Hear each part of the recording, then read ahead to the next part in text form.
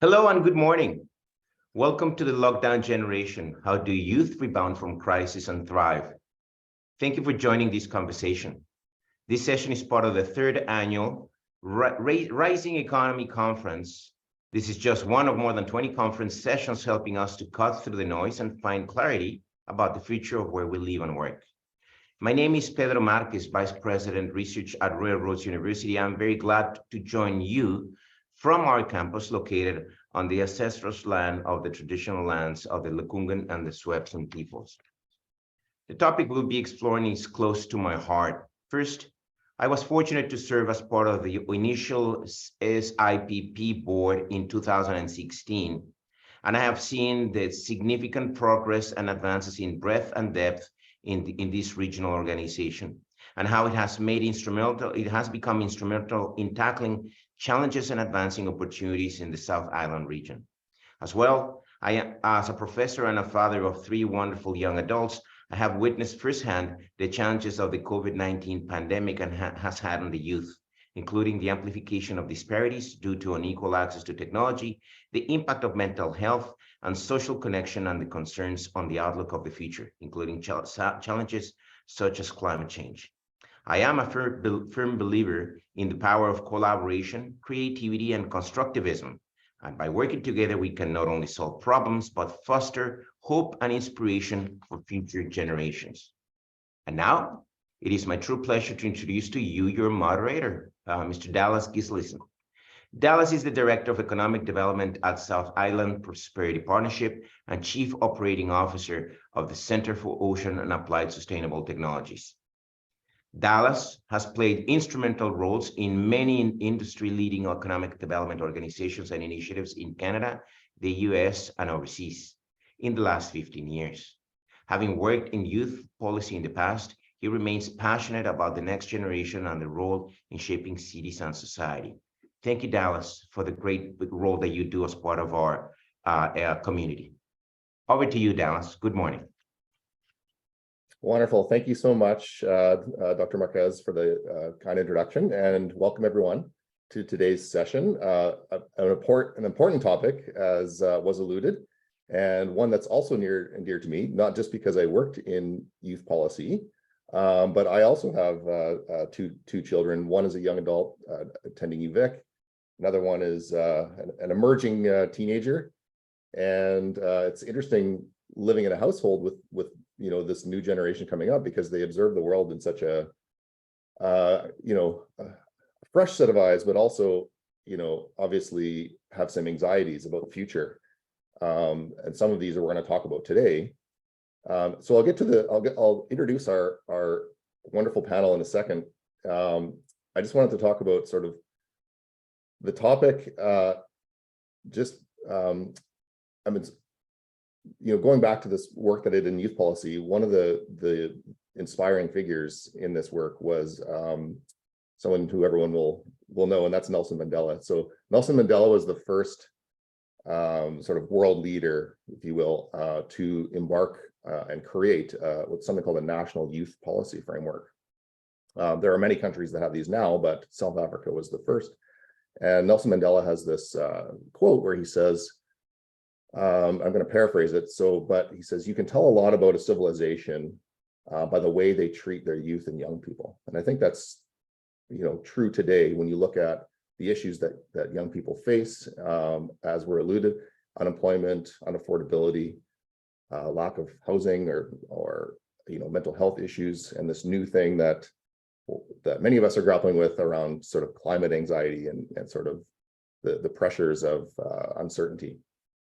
So we have three tremendous speakers with us today to talk about this, and more importantly, to inspire us and talk about solutions. What can we do to retain, to engage youth and young people in our communities, in our workplaces, and maybe even in our own homes? I want to offer a quick definition, though. Youth, when I say youth, I use the United Nations definition, which is young people aged 15 to 24.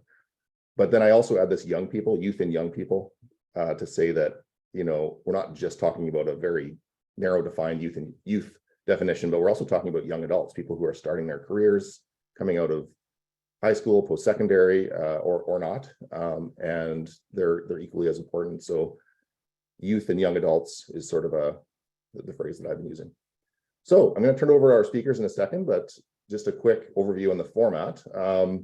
About halfway through the conversation, we'll be taking questions from questions from the audience. And you can submit a question anytime through the Zoom Q&A, which is down there below the video. The session is actually also being recorded. So you can also submit your question anonymously if you don't want it to live on forever and ever on the internet. To interact with the attendees, you can use the Zoom or Whova chat.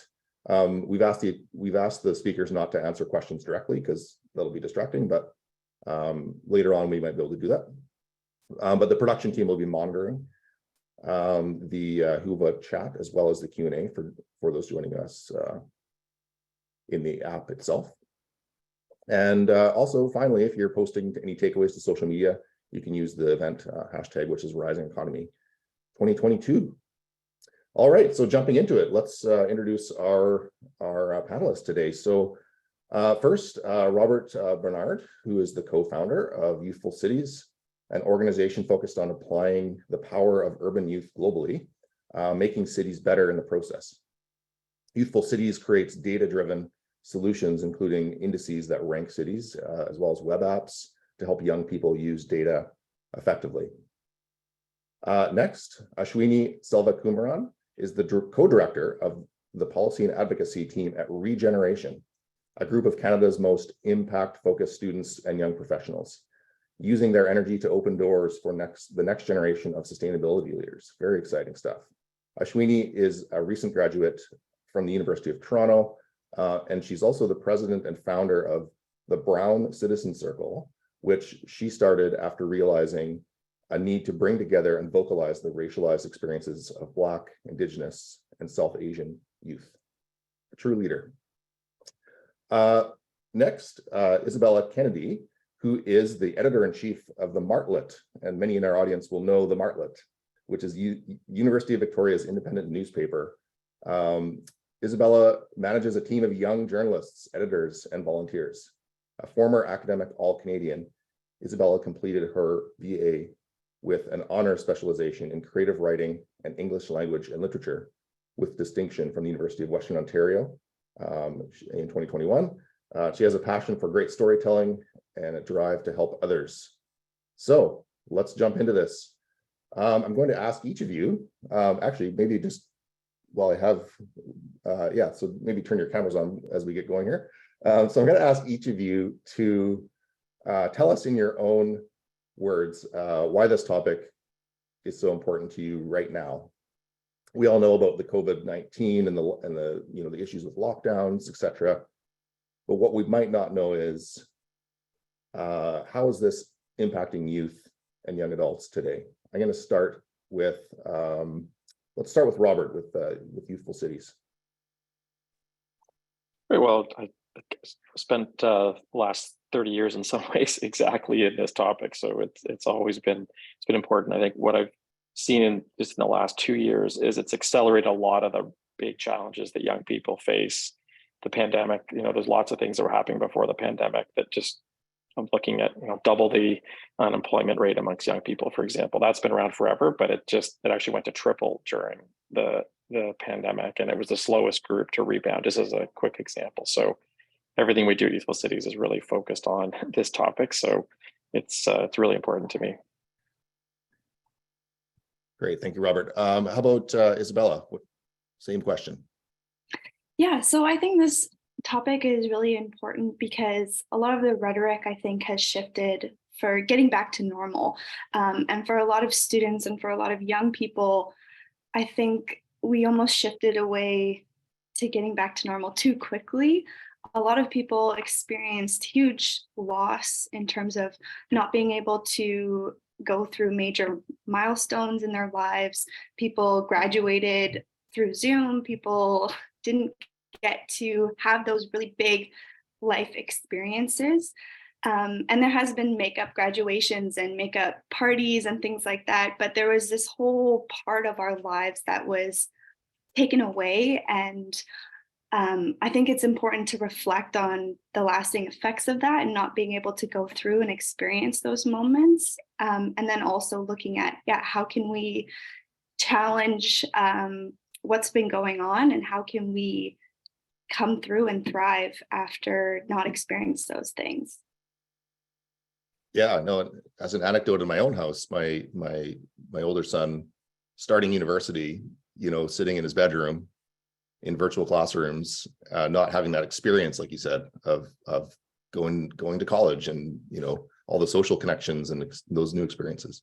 Ashwini, what about you? Sure. So I really like Isabella's point, and to speak to that, back in 2020, when the pandemic first started, our organization, BCC, the Brown Citizen Circle, we actually did a few roundtable interviews, and we talked to youth, not only in Canada, but internationally, to see how the pandemic has sort of exacerbated certain inequities that were already happening at the forefront beforehand. And now many youth felt extremely lost. And I remember, even for myself, my bedroom transformed into a classroom. It was such a different point in time. And going forward, I just think that youth are at a unique vantage point to really lead the future. One thing that I've been hearing consistently since the pandemic and even before is that youth are falling behind. But I actually want to challenge this notion and see how actually can we lead forward. We have so many unique skill sets, and especially in this technocentric era, I think our capacity and passion for ongoing learning will really help to lead as we enter a new era of change. So I've always been passionate about youth development, specifically for visible and racialized minorities, and I'm excited to see how youth can further equate into the situation. Well, you skipped ahead, because my later questions are going to switch us onto this optimism note, because I too am a perpetual relentless optimist, and I think young people have so many assets and potential and leadership and all these great skills. So we'll talk about that in a few moments, but let's first focus on doom and gloom. Just kidding. So first question, I'm going to go back to you, Ashwini. So every generation seems to have these major world events that, or circumstances, if you will, that shape their worldview, shape also shapes their challenges that they have to overcome, but also the opportunities too. What do you think is different about today's youth and young people, the challenges that are faced and circumstances that maybe previous generations might not appreciate? Yeah, definitely. So I think there's a few things. I mean, for starters, as a lot of younger Canadians are finishing school, including myself, and we're beginning to work or entering that sort of new landscape, I think I would say we are feeling very squeezed by the stagnant sort of income, higher cost. There's less time and significantly more debt. But also oftentimes we found, at least I'll speak on behalf of the youth I work with, that we don't feel extremely heard at the decision-making table, because we feel that a lot of governments and socio-academic or political institutions are making decisions not only without considering the sort of present-day trade-offs, but also unique challenges at this time period, such as mental health, burnout, climate anxiety, eco-grief, that can really hinder youth sustainable growth and progress. And another challenge I would bring up too is that youth are hugely underestimated in terms of the knowledge and capacity that we can bring to the table, specifically coming out of the pandemic, and in the skill set that we are assumed to be bringing into the workforce. And in my work, this is particularly true for Indigenous communities, youth with disabilities, and racialized minorities or visible youth, who are particularly uniquely disadvantaged and require sort of additional resource building to overcome profound barriers. So to sum it up, I think the most important thing to recall is, as opposed to the past, I think having a sort of one-size-fits-all approach is not going to work for our new and emerging youth population, which is extremely diverse in terms of the lived experiences that we bring forward. And especially now, it's really critical to consider the distinct power of a diverse group of youth and really focus more on equipping us with the tools and support to encourage our diverse skill sets and really move forward as agents of change. Yeah, well, geez, wonderful answer. Yeah, thank you so much.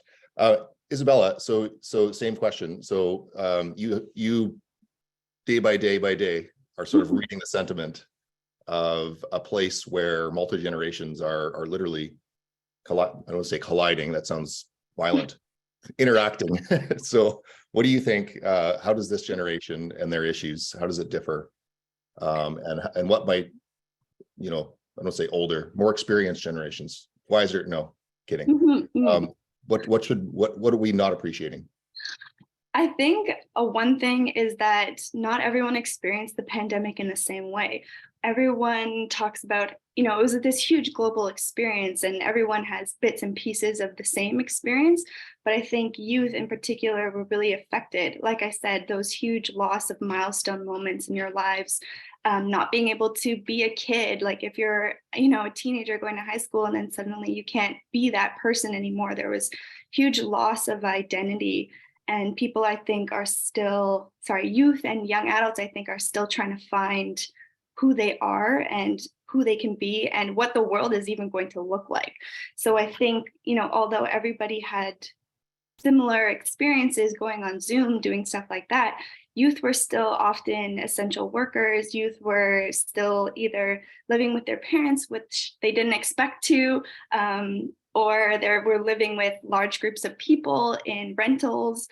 I think it's important to remember that not everyone's experience was the same, and that youth, I think in particular, had a huge loss. And I think they're still trying to figure out who they are and how they can make the world better for themselves and different, and not just back to normal, but what does normal even look like now that the world has changed so much?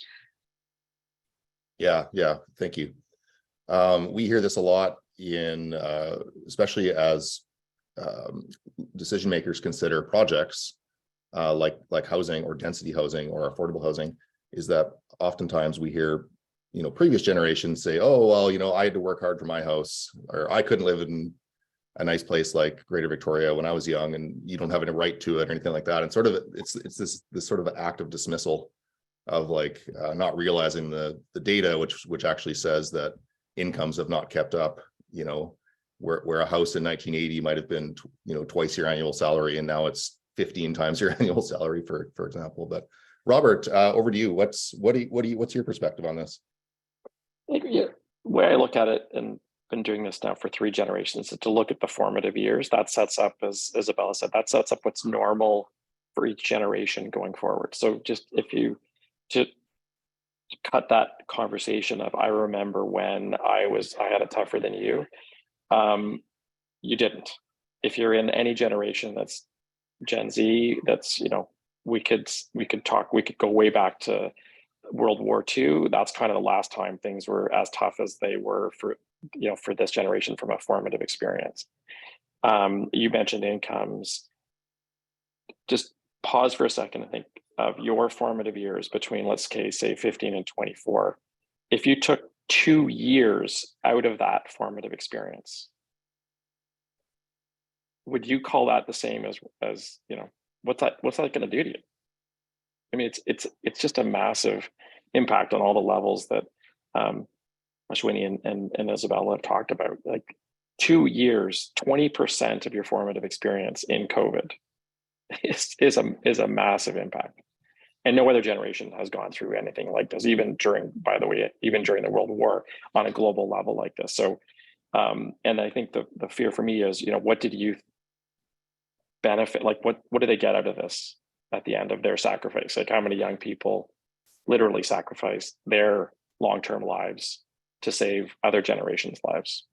And, you know, as Ashwini said, no one's even listening to them. So, interesting. You know, I'll throw one stat out that I picked up recently. Maybe I'll go back to this, but I like to do audience participation so that everyone can just write this down. Like, what was the average age of the Canadian population in 1952, 70 years ago? What do you think? Ashwini, what do you think? Average age? In Isabella? 52. Well, I'm just picking a number. It's 70 years ago. 60? Yeah. I'd guess high 30s. 27. Oh. No, really? 27. What is it now in Victoria? I think it's 41.7 or something like that. 42. Yeah. 45. But 45. Yeah. So that's different, right? Why is no one listening to Ashwini at the table? because she's not the majority anymore. She's the minority, just from an age standpoint. Interesting. So those dynamics. I mean, we can talk about the economic, and I guess we're going to get into Victoria as well. But it's, the affordability crisis in Victoria is worse than most other big cities in Canada, et cetera, et cetera. So let's. I don't want to take up too much time. We'll do some more audience participation later too. Yeah. So next question, I'm just going to build on that a little bit, because one thing that you said that just reminded me of a conversation I had with my grandmother, actually, who is 94 years old, but we were talking during the lockdowns, and she was isolated, and my grandfather's passed away, and she's alone in her apartment for getting her food delivered, and like we're talking months and months and months. And she actually said something to me that really almost broke my heart. She said, this is actually almost worse than the war. And she said, not in the sense that, young people were going off and fighting and dying. She said, but for us back in Canada, mostly women, right, who didn't go to the war, she said, at least back then we had each other. And that really stuck with me, because as humans, it's so fundamental, like connecting to other humans is just everything, right? Like we're communal, we need connection, we need social connection. And I'm looking at my son who's stuck in his bedroom and not getting that. So that's, very, very profound to think about that. So in talking about these lockdowns and these aspects that have impacted young people in their formative years, as you said, Robert, working remotely, even when you're starting your career, from a professional development, from a learning and osmosis perspective as well, right? Working in isolation. How do we think this is going to play out now going, I don't want to say post-pandemic yet, because we are still in the pandemic, by the way. But how do we think this is going to play out here over the next, let's say the short term being the next, couple of years, as we sort of emerge from this COVID era into a post-COVID era? Start with Isabella on this one.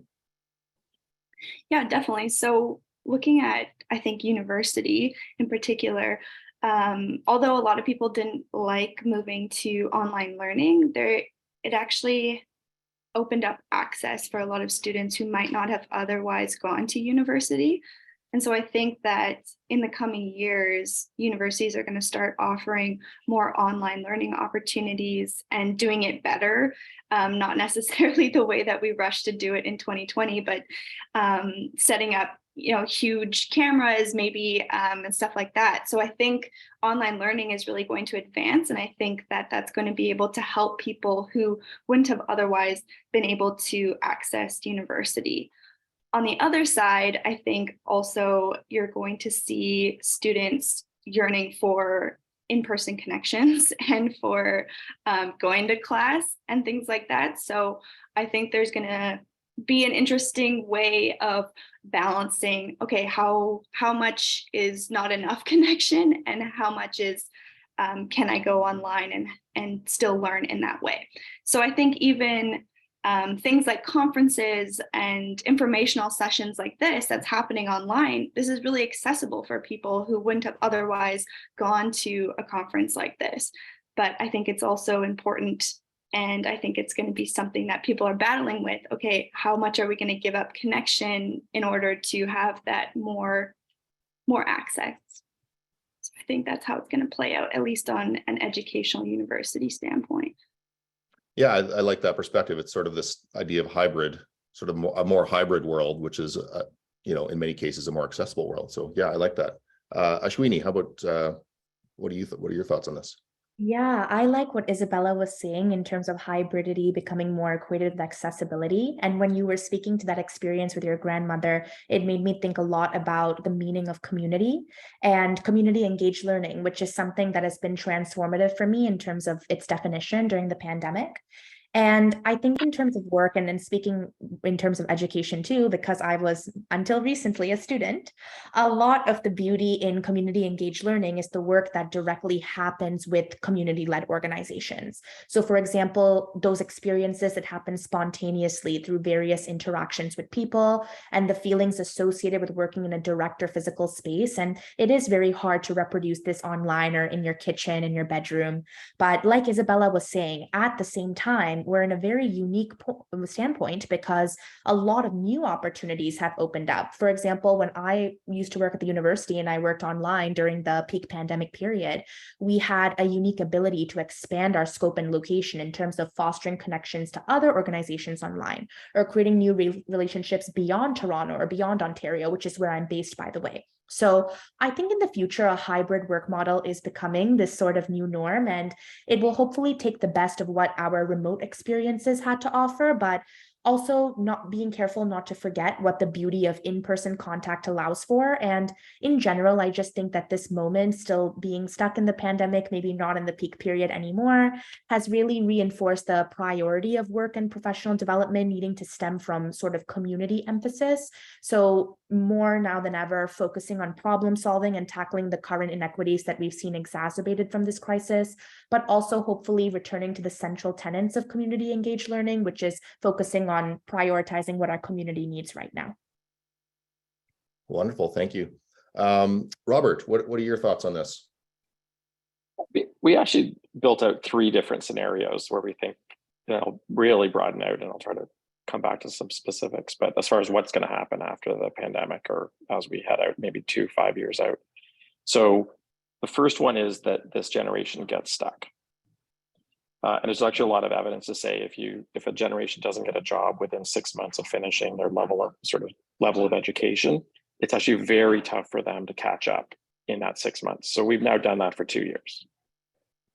And the stuck is also with summer jobs got stuck, co-ops got stuck, internships got stuck, everything got stuck in the system, but everyone, another year got added to the system each year of the pandemic. So we've got this buildup that's just going to get kind of clog the system that we need to get out of as quickly as possible. And stuck can also be on a lot of mentally stuck and choice stuck. Like there's a whole bunch of pieces to that one.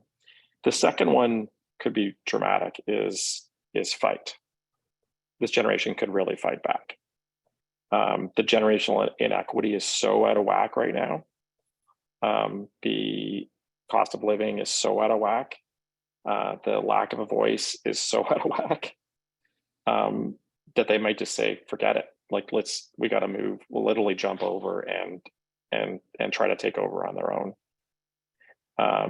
That could be disastrous for a lot of reasons, but how much can they handle is what we've been looking at when they have no option but to fight. That may be the way they go. The third one is about regeneration. So what Isabella, Ashwini have been talking about is can they take the best of the experience and I'll talk a little bit later about this, and the kind of inherent youthful values that young people bring to the table and actually turn things into something a lot better.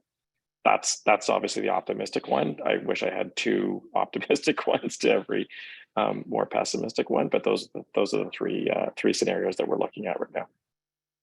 Yeah, very interesting. Yeah, so I want to just expand on that in the next question here, because actually, as you were talking, it just reminded me of the recent midterm elections, where a lot of people are saying they're like, oh, Gen Z showed up and basically saved our asses, is what everyone. That's basically what happened in the midterms, is that everyone was expecting this and talking about this red wave of people fighting back against Biden and all this stuff, and then Gen Z shows up and says, yeah, no, actually, we value climate change and all these issues that the Republicans don't seem to touch, and so it sort of saved what could have been a disastrous. Well, just I'm stating my political affiliations here very openly, but what could have been. There were those on Fox News saying that they should raise the voting age in the U.S. to 21. Yeah, exactly right. Isn't that ridiculous? But anyway, so just expanding on your topic, Robert, and back to you on this. So going into the workforce challenges, so you have these three scenarios. We're at this strange point in history where we have actually labor shortages across the country, across many different industries, hospitality to healthcare. The talk of recession is obviously heating up. It's sort of looming on us as well. What should young people be doing? You talked about fighting back and this hybrid model and stuff, but what should young people be doing to prepare? And then we'll talk about young people's role first, and then we'll shift to the role of others, the multi-generational response, those in leadership, running organizations, etc. So Robert, back to you. What should young people be doing? And I'd really like to hear from Isabella and Ashwini. I think the word for me is literally taking action on all different levels. So one of the challenges with the pandemic in those 2 years is that young people had to spend a lot of time in their head because they were forced inside. They were forced to not make connections. They were forced to kind of do the things that actually weren't natural for them. They wanted to be out there. They wanted to be active. The media around young people during the pandemic, if there was any media, it was, they're having parties on the beach, let's make sure they don't, infect everyone with their, this disease. No one really saw the impact of that loneliness can have. So it's just getting out, got to get out, got to actually almost have to double your experiences just to catch up, as a very kind of a simplistic model of that I talk to young people about. Right. Yeah. Isabella, what do you think? What should young people be doing? Yeah, so I think a lot of people, like we've talked about this, but a loss of time meant that people's experiences were kind of pushed back. So a lot of people who, for instance, were planning to take a gap year, who were planning to maybe go on a big trip, a lot of those are happening now. And I think that also when people were working essential jobs and things like that, I think they're realizing that those weren't worth it, at least during the pandemic. So, working at your local grocery store when everyone was, maybe not in the great headspace wasn't necessarily worth it. And I think that's why you're seeing so many shortages in that particular industry. So I think as people are coming out of the pandemic, or as we are continuing through it, youth need to, I hate to put the pressure on youth, but I think that there has to be something offered in return for the time, because I think a lot of people found the edge of what they can handle, and there's just simply not enough energy to do everything. So I think that, there has to be some give and take in this next part. Yeah, actually, just thinking about that, we've heard a lot recently about the Great Resignation, about people leaving jobs and stuff like that. I wonder if that's sort of part of that, is people are saying, "Hey, I missed 2 years. Now I don't want to work as hard. I want to go and take the trip that I was planning a couple of years ago," or something like that. Ashwini, what are your thoughts on this? Yeah, I was having a conversation with one of my colleagues the other day, and he brought up a point about how youth are often the last in and the first out. And I have to say that I actually disagree with that, especially in the years and the months that have emerged from the peak pandemic period. Just because during the pandemic, I saw how youth who were stuck at home really were building up the momentum to want to be doing something, to build up that passion to want to learn about these issues. And I participated in a number of roundtable discussions and stakeholder sessions during the peak period in 2020.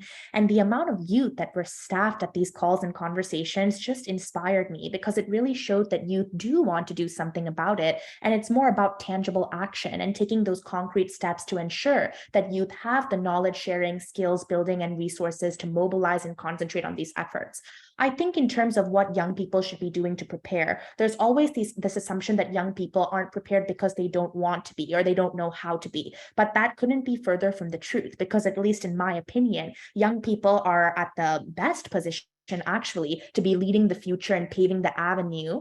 But we really do need that guidance and the skills sharing from the leaders, which I know is your next question. So I'm going to hold off on answering that for now. Yeah, thank you. Thank you for alluding forward. So it's not all about putting this all Ashwini is a mind reader. How does she know what the next question is? Yeah. So it's not all, we can't put all this on young people is where I'm going with this next one. So sorry, I messed this up here.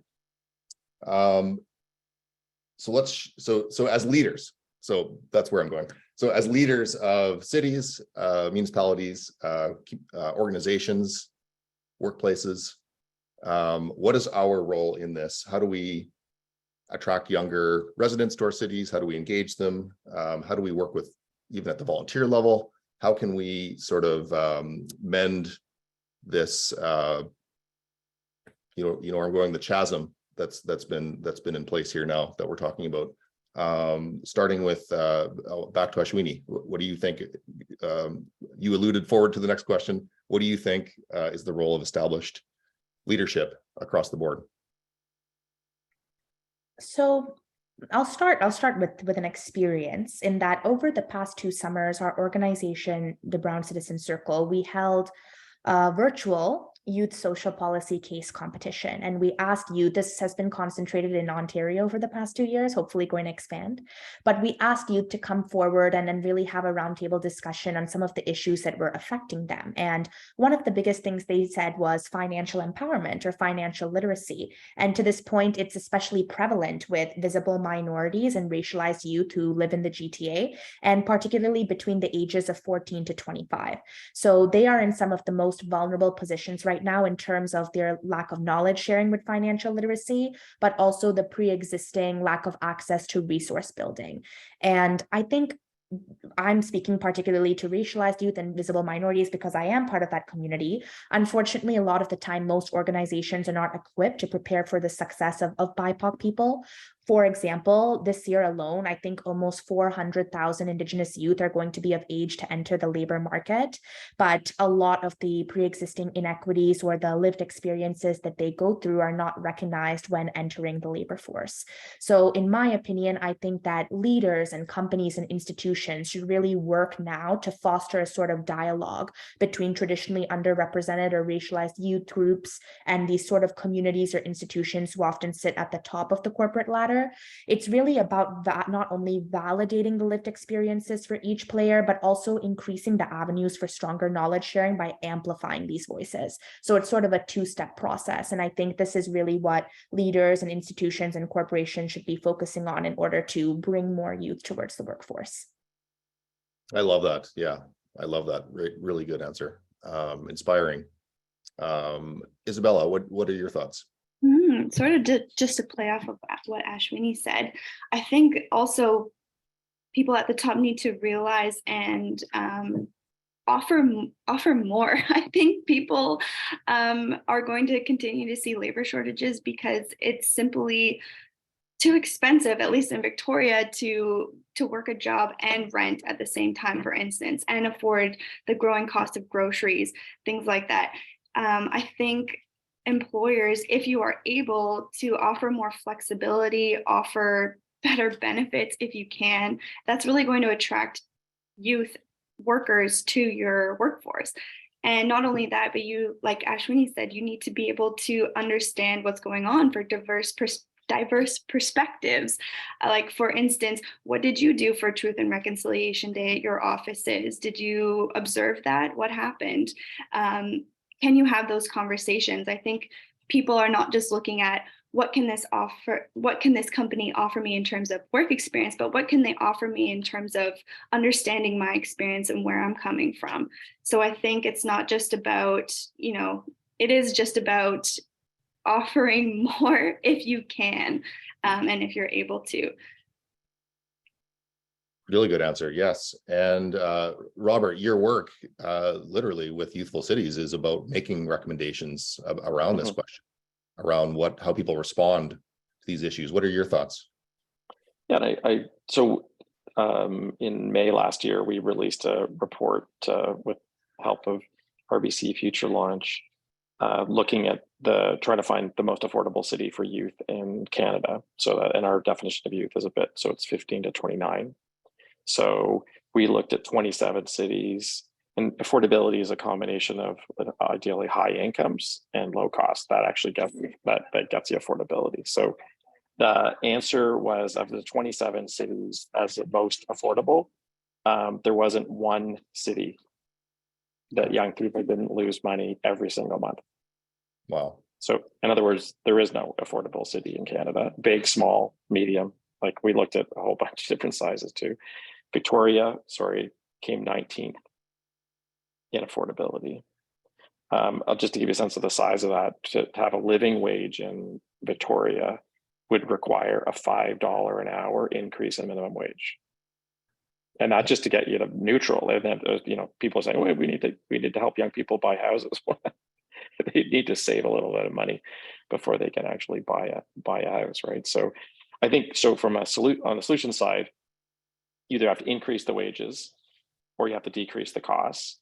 And on the wage side, I think there's room to grow. Again, lots of generational inequities around that on the wage side. Even the sort of great resignation happened at the top level experience, certainly not at the lower level of experience. So we have to bridge that experience gap by getting people into the system. The second one is, transit really should be free for people under 25, not under 12. That's something a municipality actually has control over. It allows young people to get more access to their cities and not have to worry about it. It makes transit safer. The more people are on there, and the cost of transit affects young people in a disproportionate way to other populations. You need to deal with rent. You need to find a way to open up the multi-bedroom dwellings that are in, Oak Bay and other places around Victoria to allow more students in. I keep hearing about the students who can't go to UVic because they just can't find a place that they can afford. So they're just not going. So that means we're back to that stuck scenario. Now, the final one I'd put in there is you need to drop the voting age to 16. We need to compensate for that aging population by actually allowing more young people in to vote at an earlier age to kind of open up the door for new solutions like Ashwini's group is putting forward and other young people are putting forward. There's no reason not to do that, but Canada has it. Other countries have, so we wouldn't be the first to do that. But that's a kind of policy recommendation it's more of a BC one, but Victoria should be lobbying for that. Interesting. Yeah, that's lots of intriguing things there. And we had obviously we just went through a municipal election, and a lot of these issues were talked about around transit and access and making places that are more youth friendly, both from a child and play parks and splash pads perspective, but also thinking about spaces that are designed more for young adults to connect that aren't a bar, right, or a shopping mall, and places that are recognizing that people have diverse perspectives of how they use the city, both from a safety perspective but also from a social connection perspective. So I'm going to jump ahead. I know, just to get the audience charged up here. So if you have questions for the panel, please put them in the Q&A. I'm going to ask one more question here just to get us going. But as they're speaking, just put your thoughts to paper here on the next question. So I'm going to jump to this optimism question, which we alluded at the beginning. As an optimist, I like to find opportunities for progress wherever I can. Young people are so well positioned because they're looking at the rest of their lives and saying, what can I do? Where is this life going to take me? And we don't want to leave. We want to sort of knock these disadvantages and barriers out of their way as much as possible. But question for everyone, and I'll start with Isabella. How do we accelerate this optimism, the attributes of young people? How do we sort of help knock these barriers down from established leaders, and also what assets do young people bring to this journey? Mm-hmm. So I think Ashwini has touched on this, but I think first and foremost, you need to listen, and then you also need to make action. So I think the pandemic has pushed a lot of young people to be more politically informed, politically active. And I think there's a big emphasis on listening to young people and understanding what they're going through, but then that also needs to help with change. That needs to bring about some sort of action. You can't just listen and say, I hear your experiences, and maybe on the outside say that you're going to do stuff and then not actually work on it or create action. So for instance, a lot of people in the municipal elections talked about climate change, talked about increasing availability of accessible and affordable rentals. I'm really interested to see if any of those actually go through and if any change is actually going to happen. So I think not just focusing on listening, but also, making good on your word. Like if you want to help us, help us. Yeah, wonderful. Ashwini. Yeah, so our organization likes to live by a little three-pronged approach, vocalize, amplify, and equip. So like Isabella was saying, vocalize the experiences and especially the lived experiences of youth and really encourage our stories to be heard, seen, and represented, but amplifying them as well and really recognizing the positionality and diversity of experiences in each community, which will ultimately lead us to equipping youth to form connections and especially a broader array of connections and networking in this increasingly virtual world.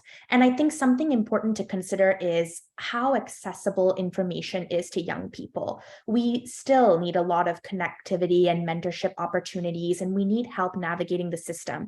And it makes me think of, for example, if you're in a remote or a rural area as a youth, where your career choices are usually limited to a teacher or a nurse, how exactly do you learn about careers like green tech or an e-commerce worker? How can you make that information more accessible and go into these communities and assure youth that there's a variety of opportunities to choose from? So I think youth have that skill set to meet this sort of more knowledge demand and innovative and creative economy, but really making sure we put in those resources and that accessibility framework to cater to these diverse youth is going to be a critical step for the government and the economies.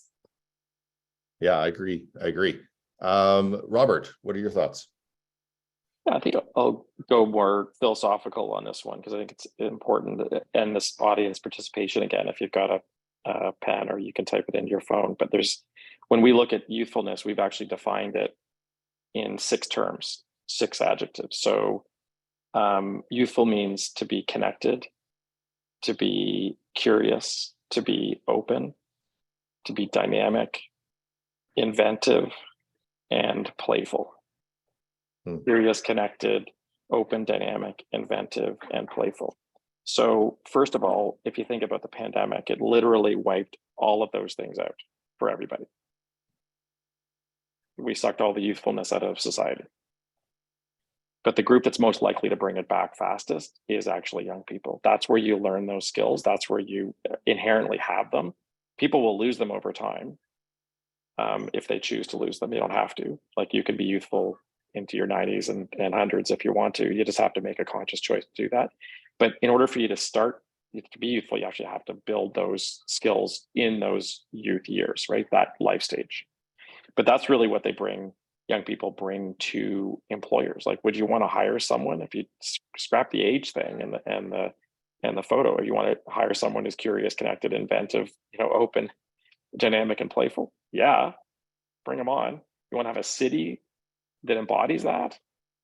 That's what actually makes cities vital, exciting. That's what's going to bring in new businesses, a vibrant economy is based on those same values. So the more young people you bring in, and I'll just toss out a challenge to Victoria, just make a commitment. You're going to house 100% of the people who want to come into the city. Find a way, find a bedroom, find a safe spot for those young people to come in, because you've got one of the lowest youth populations by percentage in the country right now. So it's going to be really tough to shift the economy if you have that big a gap in young people. But those values are so critical to organizations, they're so critical to cities, and those are the things that we want to keep promoting going forward. Yeah, wonderful. I completely agree. And I live in the neighborhood closest to, or one of the neighborhoods that sort of surrounds UVic. And it's sort of staggering to me that how few options there are for like student housing, like there's single detached housing sort of literally surrounding the campus, and we should have more density around there and make it more vibrant and more, just as an anecdote for what you're talking about. Yeah. Victoria also has the lowest birth rate in Canada as well. So we're not even making our own young people to to Well, replace and the aging. you know, as probably I'm sure Isabella knows this one, but you know, universities literally made billions of dollars during the pandemic. Students got zero discount on subpar education, and you know, how many residences are we building? Like, are we keeping up with the capacity? We basically told every young person in Canada they have to have a university degree just to get a base level of success, and we can't actually house them for their first year of university. Okay, I'm going to jump to a couple of audience questions here. The first one is a perspective about the makeup of the panel and just our inherent biases from our worlds. But I'll jump to the root of the question, which is, what are the experiences of those in the trades? So some of the I mean, service jobs, trades, etc., who were at work, you know, in-person construction sites and all these things during the pandemic.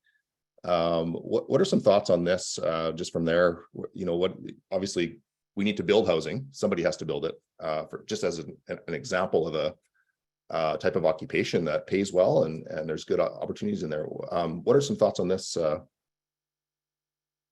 Whoever wants to jump in, maybe. I'll just quickly jump in and say, you know, even though it wasn't affordable, the most affordable of the least affordable of the cities was Lethbridge, Alberta. And the reason it was affordable was because of the trades. So that's because they're just higher paid jobs, you know, that, and they get you to that living wage. The one challenge in that model around trades is that Lethbridge was also had the highest gender gap. So you know, if you're a man, you did better in Lethbridge at, you know, almost 20% better than women in that stage. So the trades, as long as it's certainly across gender lines, is a great answer, and Canada, Victoria needs them desperately. I know lots of building projects in Victoria have stalled because of lack of labor. So clearly, that's a key part of the solution, I think. Right on. Any other thoughts on that? Yeah, just playing off of that, there was a headline a while ago that was builders can't build houses because they can't find housing in Victoria. So I think a huge thing is still the inequity and unaffordability of the city itself. So, and it would affect trade as well. So even if you do have a job here and you can't live here, you can't find somewhere to live or rent, that's also going to push you out of the city as well. So I think in the municipal elections, that was a huge topic as well. It's like, how do we attract builders? How do we incentivize building in Victoria? And I think I'll be interested to see what they end up doing and how they do that. That's great. And so I'm going to jump. There's one last question here, and then we'll have to I think we'll have to wrap up after this. But okay, so the question is, in addition to addressing transit, rent, voting age, minimum wage, what are your thoughts on free tuition? I think everyone's going to say, wouldn't that be great? As long as the student is attending and achieving. Are we missing out on a lot of youth talent that can't get access? I guess, quite frankly, can't get access to education or post-secondary education because of it's contributing to this whole unaffordability package that we talked about with housing, etc.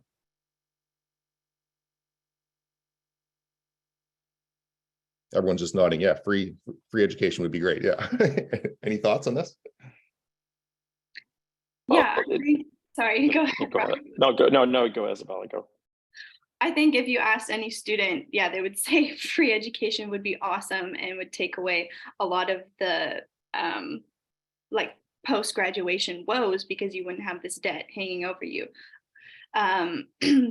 Whether or not the universities are actually going to ever be incentivized to do that, I think, is another question.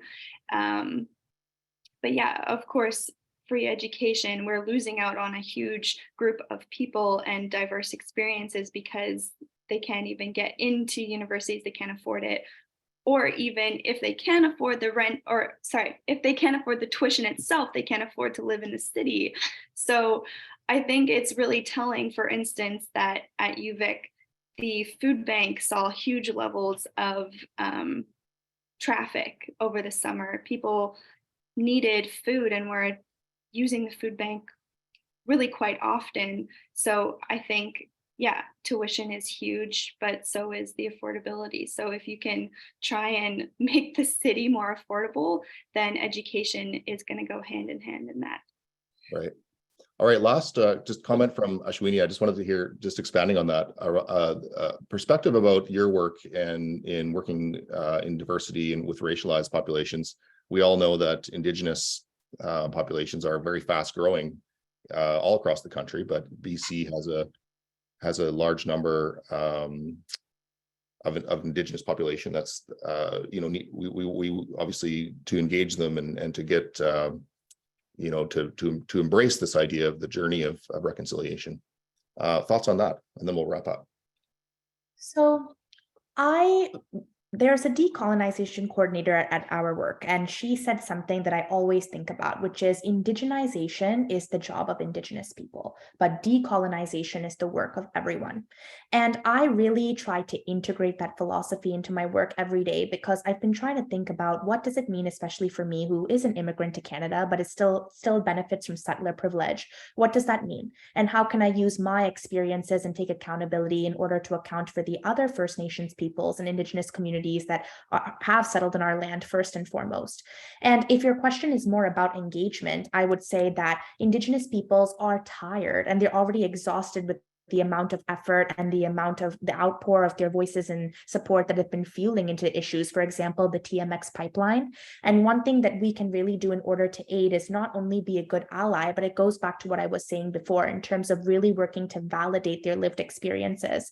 A lot of times, I think what institutions do and go about the wrong way is asking or requesting Indigenous people to come and share their stories, tell us what we can do better. Those communities don't want to do that. There are already a lot of resources in place for us to learn and take the resources we need to be appropriate allies and not only work to validate their lived experiences and stories, but really amplify the impact of their work. But it is a very thin line, because while, indigenization, like I said, it's their job, we can all work to really decolonize our mindset and put more into the resources to support these communities. So I hope that answers your question about engagement. It does. It really, I think it brings home the point that that you are all making throughout this whole panel, and that is that the values that young people coming into these places, whether it's a workplace or a community or a organization or even to a campus, their values these are all embedded values that most young people carry around diversity and valuing decolonization and the journey of reconciliation. These are all embedded values that we all benefit from and should embrace. So with that, I'm going to wrap it up. So thank you so much to the three of you, Robert, Ashwini, Isabella, for joining us this morning as part of the Rising Economy Conference 2022. We have a full day ahead. I'm going to turn it back to Kieran, actually my colleague, to set us up for the next session, which is actually relevant to this session also as well, because we're going to be talking about the affordability issue specifically. Kieran, can you close us up? Yeah, thanks, Dallas. And thank you to all our speakers for your time and wisdom today. Very much appreciated. Thank you to Royal Roads University for sponsoring this important conversation. And thank you to our presenting sponsor, RBC, and our Catalyst sponsor, Vancity, for supporting Rising Economy 2022. We encourage you to head back to the Hoover platform to continue the conversation. Up next, as Dallas mentioned, at 9:30, please join for the panel, Vital Conversations, How Can We Afford to Live Here? Thank you for joining us for this great session, part of Rising Economy Week 2022. Thank you very much.